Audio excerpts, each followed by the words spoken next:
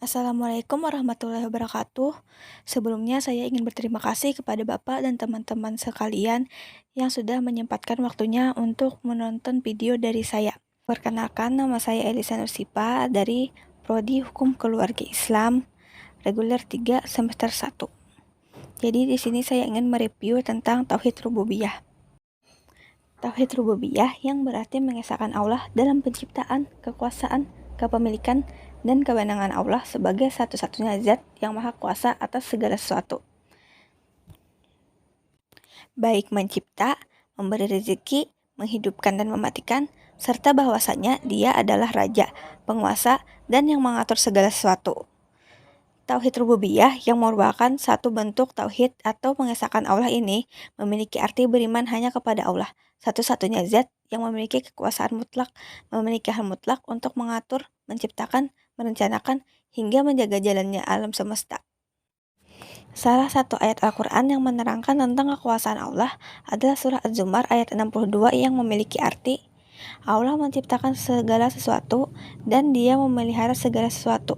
Ini tentu menunjukkan secara mutlak bahwa Allah merupakan satu-satunya zat yang memiliki kekuasaan atas alam semesta mulai dari hidup hingga matinya makhluk. Dan bahwasanya dia adalah penguasa alam dan pengatur semesta. Dia yang mengangkat dan menurunkan. Dia yang memuliakan dan menghinakan.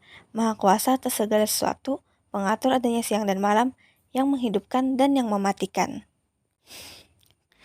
Tauhid rububiyah yang merupakan salah satu bentuk tauhid atau mengesahkan Allah ini memiliki arti beriman kepada Allah, satu-satunya zat yang memiliki kekuasaan mutlak, memiliki hak mutlak untuk mengatur, menciptakan, merencanakan, hingga menjaga jalannya alam semesta.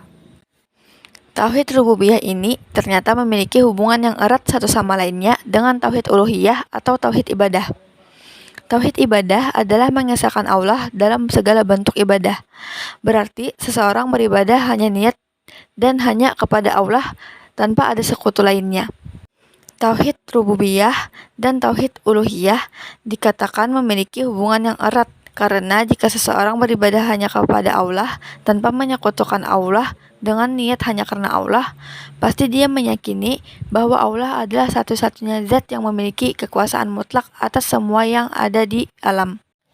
Salah satu ayat Al-Quran yang menerangkan tentang kekuasaan Allah adalah surah Az-Zumar ayat 62 yang memiliki arti Allah menciptakan segala sesuatu dan dia memelihara segala sesuatu. Ini tentu menunjukkan secara mutlak bahwa Allah merupakan satu-satunya zat yang memiliki kekuasaan atas alam semesta mulai dari hidup hingga matinya makhluk. Bahwasanya dia adalah pemberi rezeki bagi setiap manusia, binatang, dan makhluk lainnya.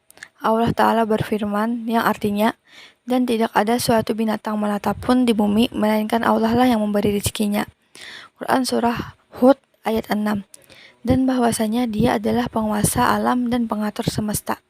Dia yang mengangkat dan menurunkan, dia yang memuliakan dan menghinakan, maha kuasa atas segala sesuatu, pengatur adanya siang dan malam, yang menghidupkan dan yang mematikan. Allah menyatakan pula tentang keesaannya dalam rububiyahnya atas segala alam semesta.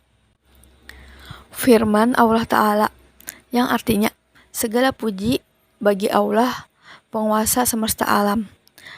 Surah Al-Fatihah ayat 2. Allah menciptakan seluruh makhluknya di atas fitrah pengakuan terhadap rububiyahnya. Bahkan orang-orang musyrik yang menyekutukan Allah dalam ibadah pun mengakui keesaan dan sifat rububiyahnya. Sebagaimana firman Allah Ta'ala yang artinya, katakanlah siapa Rabb langit yang 7 dan Rabb arsy yang besar. Mereka akan menjawab, kepunyaan Allah. Katakanlah, maka mengapa kamu tidak bertakwa?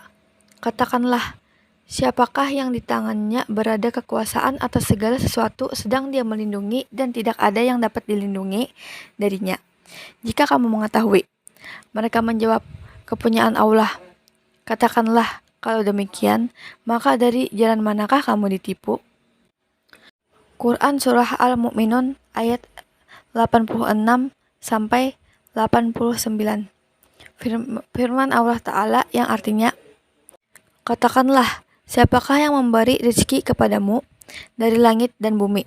Atau siapakah yang kuasa menciptakan pendengaran dan penglihatan, dan siapakah yang menghidupkan dari yang mati, dan yang mengeluarkan yang mati dari yang hidup, dan siapakah yang mengatur segala urusan? Maka mereka menjawab, Allah. Maka katakanlah, mengapa kamu tidak bertakwa? Maka yang demikian itu adalah Allah Tuhanmu yang sebenarnya. Maka tidak ada sesudah kebenaran itu melainkan kesesatan. Maka bagaimanakah kamu dipalingkan dari kebenaran? Quran Surah Yunus ayat 31-32 juga berfirman, dan sungguh jika kamu tanyakan kepada mereka siapa yang menciptakan langit dan bumi, niscaya mereka akan menjawab, semuanya diciptakan oleh yang Maha Kuasa, dari Maha Mengetahui. Quran Surah Az-Zukhruf ayat 9. Kaum musyrikin mengetahui bahwasanya Allah sajalah pencipta segala sesuatu, pemberi rezeki, pemilik langit dan bumi, dan pengatur alam semesta.